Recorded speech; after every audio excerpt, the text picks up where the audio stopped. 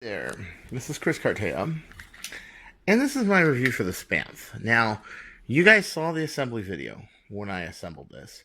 I had some time with it. When I review stuff, I like to have some time with it and try it out, especially something this revolutionary and something that is a Mauser, yes, but it's a 3D printed Mauser, and it's a 3D printed Mauser that fits on a normal Falcon Fire.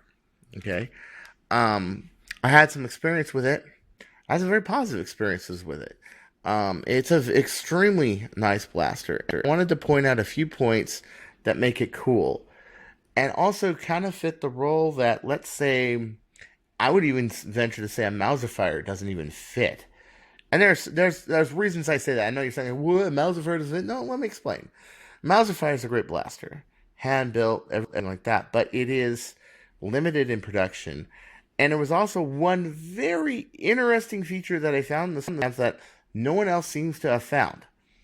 Maybe I'm wrong. I haven't read every single review, but I really, took this in its paces, and I really like it for what it is. So let me explain those things to you. So I like the printing. The printing, nice, fine printing, and also if you notice the grain direction of the printing. Here it is back and forth. In the center of your magwell, you want the grain direction to go here. But on the barrels, you want it to go up and down, and here you want to go here because it's going to be also reinforced by the ABS. So I love the fact that Gavin very cleverly changed the grain direction for the middle to emphasize the middle strength. This here to emphasize the strength up and down, and this, okay? The accuracy is very good. I would say compared to like a modded Ret, it is extremely nice. And it's also very fast action and very versatile. It's more versatile with more darts than, let's say, a Mauserfire. So like I said, it's more versatile. A Mauserfire is a very special built target pistol kind of thing. And I've been using it as a sidearm. But it wasn't really intended originally to be a sidearm. It was more intended to be like a Sharpfire with more rounds. Kind of like I built the Chronomag. I wanted the Chronomag to be like a bird of prey with more rounds. But both blasters ended up having different uses. Also, this puts it on a more modern frame, which has much better ergonomics to it, in my opinion, that most people would like. Not to say the Sharpfire is bad. The Sharpfire is great. But in all honesty, you would have to 3D print the entire bottom assembly to do a Sharpfire. And this one, you only have to do this. And the build quality is just superb. My only problems I had with it, needed to put stronger hardware in it to make it stronger. This up here is where I cut my finger. You guys remember? I actually, it's still healing. You can see it. I actually cut my finger trimming this. But I trimmed this with a knife. And as you can see, it's pretty good. And my gold paint is wearing off, but I'm going to refinish it. I only did it really to see how it would look. You can see the dart in the very front. Like, nice pack D right there. And I really like it. It is much more a point and click kind of blaster. It's made more for close engagements. And in my opinion, I think it does really good with that. It is a little inaccurate, though, and I will explain why that is. But these are not problems that cannot be overcome. Alan Chabino has put brass in and a number 62 Hillman, and he's done really good. And I've given advice like use a Sharpfire trigger catch and a few other things to do it. But my main problems with it is, of course, the Falcon Fire, and I'll get to why I don't like the Falcon Fire as that much compared to Sharpfire. Part of it is I'm used to it. Part of it is it holds more spring coils, so you can have more aggressive pre-compression. And part of it is I kind of like the laminate barrel better, but that's my own personal preference. As a sidearm, this thing is just excellent. I mean, if you're gonna instead of a small tube retaliator mod, you should probably pick a SPAMF, in my opinion, because it is much more better in terms of pointability, handleability. And believe me, a smaller blaster, being able to point it, it's not so clunky, does help. Does help. Um, I was playing with one of my airsoft friends who lives a couple of streets down. He is actually the father of one of the airsoft friends, and he's retired Navy. I'm not sure what his rank was, or what he did, or what ship he was on, or whatever. Last I remember, he was in Norfolk, but I'm not sure. He is a Gulf War veteran, and I made a joke that, well, Navy can't close quarter combat. Well, that's not exactly true, but I was just joshing him, okay? And I was playing in his house, which the layout is much similar to this, except for the fact that it's one bedroom upstairs in the front rather than two like this house is. And I hit a wall and I completely broke this. Boom. But I was running around. I was running around a corner and I clipped it on this side. And I'll show you what happened. It was quite humiliating because I actually lost. And what he did is he was playing with this blaster. He was playing with a Mauserfire. He was playing with the blue Mauserfire. And he straight out whooped my ass. Okay? So here I was. I'm around a corner, right? And I'm about to engage on him. And what I did is I clipped the wall. Boom. But I did this running at him. Sure. And I did this running at him. And I just clipped the wall like, boom! And the thing just went, whoosh. And I broke it. I actually broke it. Now, I should explain this, that one, I am 210 pounds. I don't usually play close quarters engagement, so I'm a little more clumsy in close quarter engagements than most people are, because I'm usually playing long range. And I have hit trees, I've hit stuff. Last Armageddon, I took the, it was like that blaster, which is the LT, and I had a Walther plastic scope on it.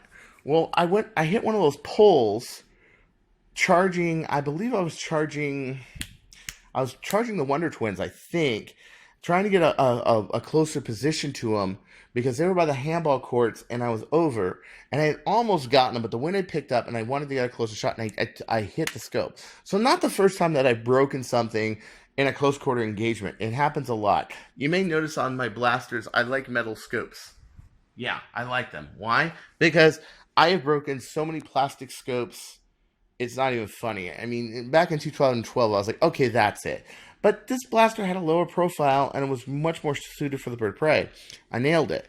Well, this wasn't very hard to fix. As a matter of fact, because it was PLA, it's directly epoxy compatible. This means that all I did was take it home, I unscrewed this, I had fixed the inside lug by putting epoxy on the inside of it, and I basically found all little pieces, glue,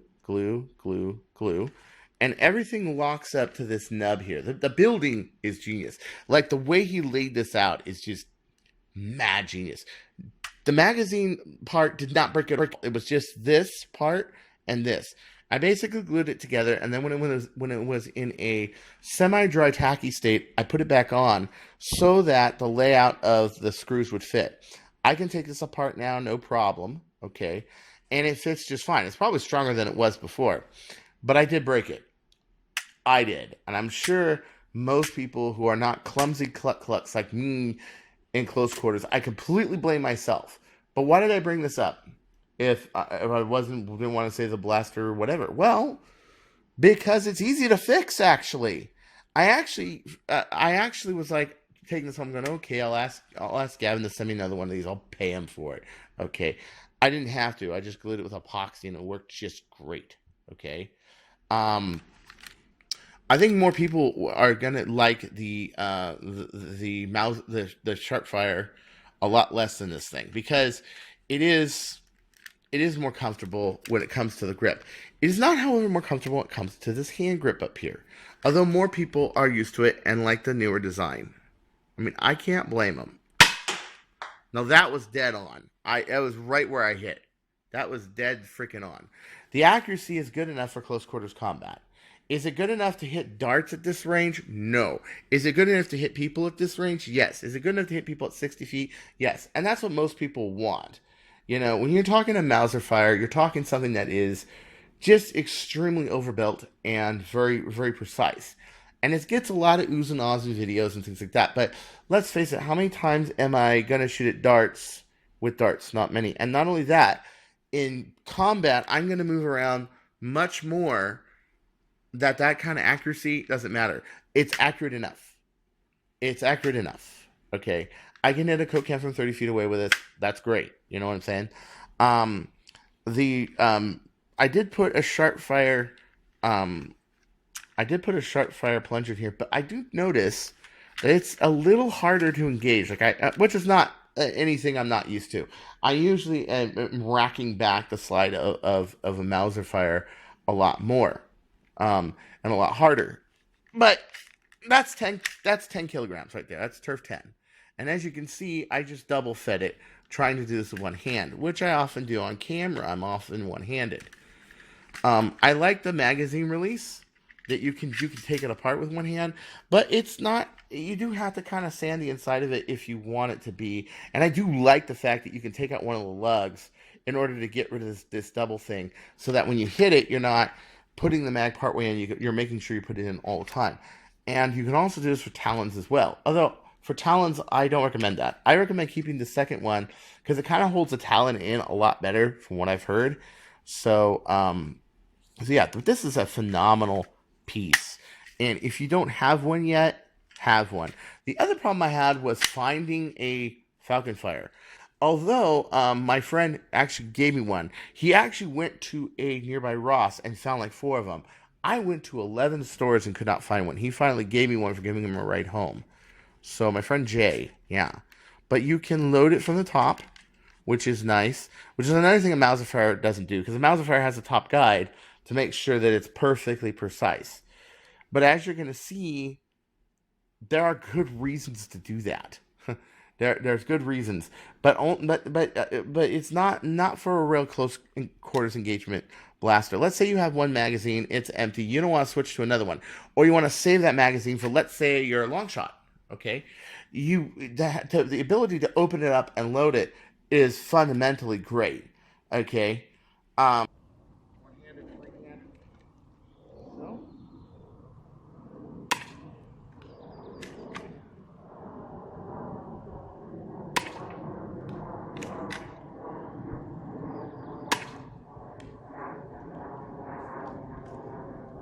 Now with the same spring load, the same spring, with the same Turf 10, we're going to shoot the Mauserfire. Put in mind, brass barrel, 5¼ inches, stainless steel pusher. I know what I'm expecting out of this.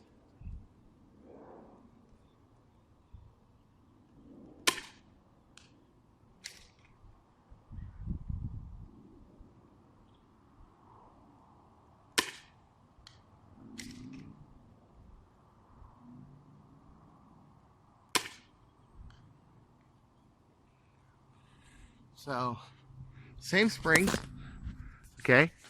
Now let's take a look-see at them, okay? Same amount of bounce, same amount of everything, okay? But what you'll see is that with the 10K spring, it is a little different, okay? I had one that fell really short back here with the SPAMF. I don't know where it went. I'm looking. So basically my 3 SPAMF rounds are this one, and this one. Okay. So about right here, I would say that's about just shy of 100, 110. I'd say that's about 100.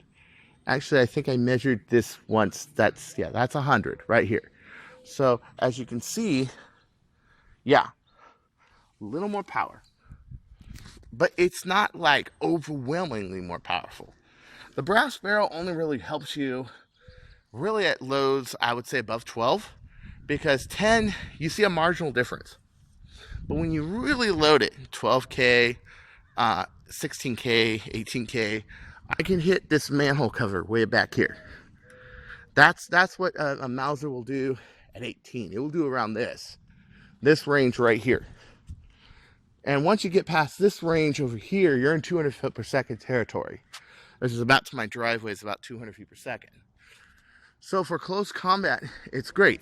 The difference is, however, is that because it is a PETG barrel, it is much easier to feed. It is also much more versatile. This one is really tight chamber. It means that somebody who's not used to advancing this all the way forward every single time, not only are they going to get less powerful shots, it might even jam because you don't have a complete fire. On a SPAMF, you have an O-ring and you have a PETG barrel, which means, of course, that you have much better feeding. And there's also something other thing that's really cool about the SPAMF too. And I am going to go inside and show you that because it is, in my opinion, something to really consider if you're going to get a SPAMF, because it is versatile with darts. I think you know that this wouldn't be like a really fair comparison unless I took a target shooting and compared the two together, okay? The SPAMF has better feedability when it comes to waffle heads and other darts. It loses a little bit of power to the barrel, but at lower yields, not that much. And as you can see, it's maybe 10 feet, it's maybe 15 feet. It's not much. At close range, you're right there. And as a matter of fact, a Mauserfire, I hardly ever use the potential range of a Mauserfire. So this one, I didn't use the high pre-compression 10K. I used the normal one because I wanted to compare them both. I used both the same 10K springs. But if I use a ghost spring on this, I got another 10 feet on top of that. And the prime is about the same, you just have more pre-compression. But I wanted to, with the lighter spring load especially, I got 3 darts across the room. Take a look. See? I just knocked darts down. No problem. I mean, this is how accurate a Mauserfire is, because the whole thing is fiberglass, cast laminate, really tough. So this is where one of these really shine. Target shooting. Here, I'll squeeze off another. No problem. No problem. I am 10 feet away across the room. I can hit the darts. No problem with this. I have not one issue with this. However, if I try that with the SPAMF, because it is a loose fit barrel, I can't really say that. But when you're, but when are you going to run into, I'll be honest with you, when are you going to run into enemies where you have to hit something the size of a dart at 10 feet? You probably won't. And this is what the Mauserfire was more made for. It was more made to be a target pistol. That's magazine. This is more made to be close engagement, readily available pistol that anybody can have. Plus, people like Alan Turbino have put brass barrels on this and are getting excellent accuracy out of these. So it's not impossible to tune one of these up to Mauserfire levels if you wanted to. But, of course, you are going to go through a bunch of trouble. So I'll try to hit that dart. And I'm aiming straight at it, okay?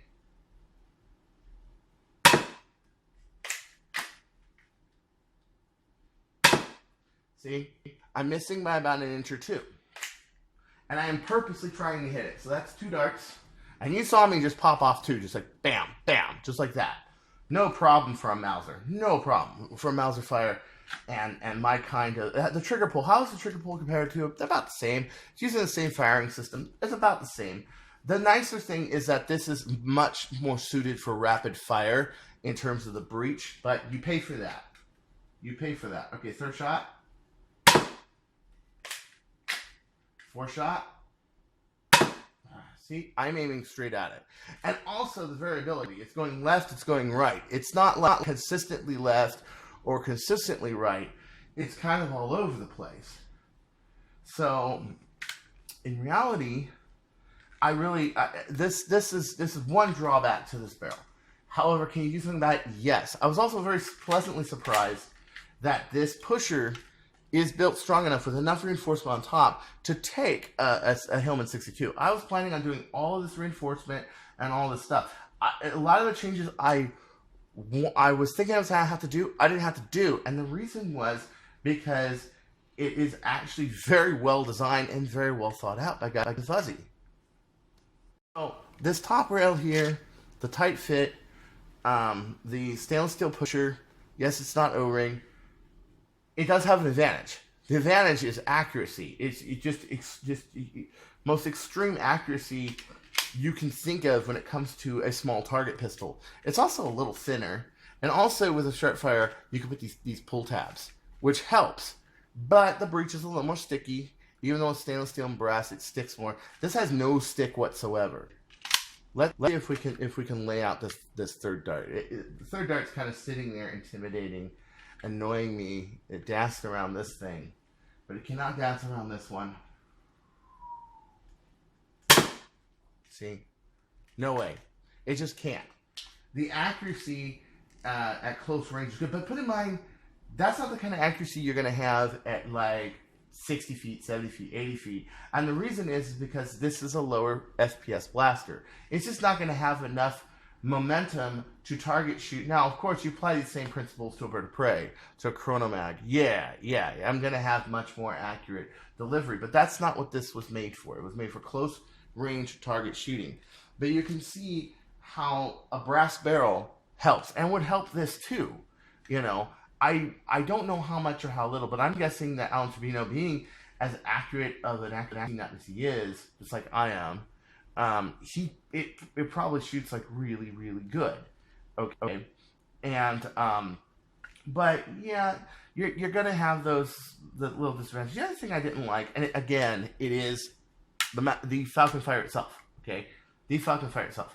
When you take out the Sharpfire, it tends to, I mean, you see me fuss with it a little. It tends to not lock up as positive as with Sharpfire Pusher goes into Sharpfire. I mean, this will like lock up every time. Here's where the SPAMF reigns supreme, where you got something that is purpose built and techie like this, and you try to rapid fire it. Yes, I got the draw handle here, but it takes some work. Watch. I had to really exert myself in order to pull that. Okay, because every time I lock it in, I gotta slam that chamber shut every time. Just slam it shut, because I'm talking two pieces of interlocking metal. An O-ring seal, however, I can do the same thing, and I don't have the standoffs here. Okay, which means I need these standoffs in order to rapid fire this effectively. I don't with this one. Watch. Not only was it easier for me to whale off 3 shots, it was also faster prime. Okay, so because it's an O-ring seal and not a metal seal, and I can do both with both blasters, but I find that the average consumer would find this a little easier. Okay, it would find it a little easier to do. So when you compare the Mauserfire to the SPAMF, which is the subject of this review, both have their advantages and both have their disadvantages. I have seen. To me, I rather have the super mega high accuracy, even at 10 feet. Even though I'm never going to shoot at darts playing, I rather have it. That's just me, you know. But the SPAMF is much more a nicer. It has that nice. It has that nice feel to it. Your hands more directionally point to it. I hit that target I was shooting at. Just boom, boom, boom. Just shooting the door. Just boom, boom, boom. Every time. Because there it was. But as soon as I get into something nitty gritty, okay. But how many people are nitty gritty? That's the thing. Are you that nitty gritty that you need to custom make a Mauserfire? Or can a SPAMF do it for you? And this is by no means defective or a piece of junk or anything. This is great. This is really, really good. I really love this because it does give me a little bit of more combat close range spec. It also makes it so I don't have to spec down my Mauserfires for like a HVZ war. Like last HVZ I went to, I had to bring one of my Mausers down to 8K and it hurt. It was like, Because as you can see from outside, Mauserfires are more built for 16K, 18K. They're not built for 10 or 12 natively. And although it was very accurate, I still would have rather had one of these because I can pick up more darts off the ground. No, those are waffle heads. See? No problem. No problem. Let's try to rapid fire waffle heads out of here. the same thing, 5 rounds. To be fair, okay. So let's see here. See? Got a jam. See that? That one barely fired. And that one didn't even load. That was a failure to load. See? So because of the tight barrel, if, let's say you're running a pigeon, and you're using Adventure Force waffle heads, like I do, and you don't want to migrate on the magazines between the Pack Ds unless I'm playing with the long shot during a round. Then I'll load my Katana mags with Pack Ds. Okay, you know, let's say you want something that can shoot the same thing as these are, and they're going to be waffle heads, because there's no way that I'm going to like break one of my flywheels or potentially break one of my flywheel cages with a silicone dart. I don't even want to take the chance. If I got something that can shoot waffle heads right off the bat, and this is like my backup if the pigeon fails, if somebody's really close range, or I just want to pinpoint, conserve ammo, because I do switch to springers to conserve ammo, then I'd rather have something that I don't have to fuss with another ammo format on my magazines. I can just go with this. And a SPAMF pulls it off well. Really, really well, because of its barrel. So I think that Gavin is a genius for putting that barrel on there. And although for target shooting, I'd rather have brass. Brass can be done. You can put brass in there. It's no big deal if you're really that hardcore. But don't do it unless you're really going to use it, okay? Don't mod this with brass unless you're really going to use it. That's my advice on this, okay? And not everybody needs brass. I will be honest. Not everybody needs it. So until next time, this is Chris Cartaya saying, drink your Jackie. Jack Daniels? Not Jackie. Don't drink Jackie. That's what Kennedy used to do. And now he's dead. Don't you go changing, or I'll find you. And his name is John Daniels, if you've known him as long as I have. Boga, boga, boga, boga, boga, boga, boga.